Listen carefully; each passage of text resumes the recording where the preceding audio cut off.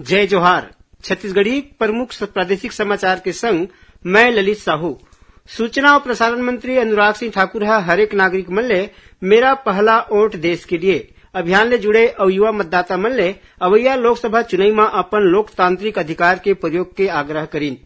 निर्वाचन आयोग सूचना और प्रसारण मंत्रालय ला अवैया लोकसभा चुनाव बर मतदाता मन ला जागरूक करे के निर्देश दिन है। राजभवन में आज मिजोरम और अरुणाचल प्रदेश के स्थापना दिवस मनाई गई।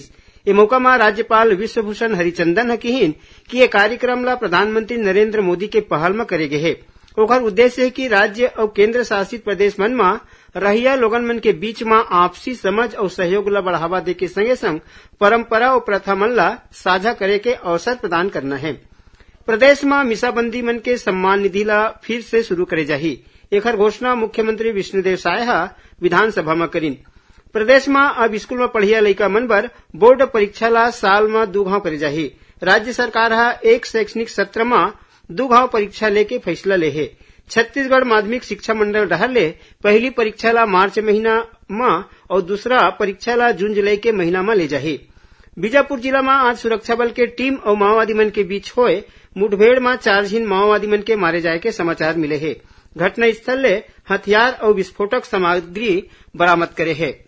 मुख्यमंत्री विष्णुदेव साय ले आज पहुना में रायपुर प्रेस क्लब के नवनिर्वाचित पदाधिकारी मन भेंट करीन और शपथ ग्रहण समारोह में शामिल होय बर न्योता दिन। प्रदेश में अवैया 2 मार्च ले एक घाव फेर वर्षा होय के संभावना है। मौसम विभाग ले मिले जानकारी के मुताबिक बंगाल के खाड़ी ले ठंडा हवा आवत है। एखर सेती प्रदेश के न्यूनतम तापमान में थोड़ बहुत गिरावट हो सकत है।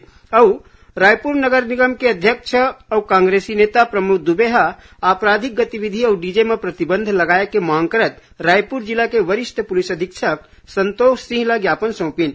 ये तो रही अब तक के प्रमुख प्रादेशिक समाचार। जय जोहार।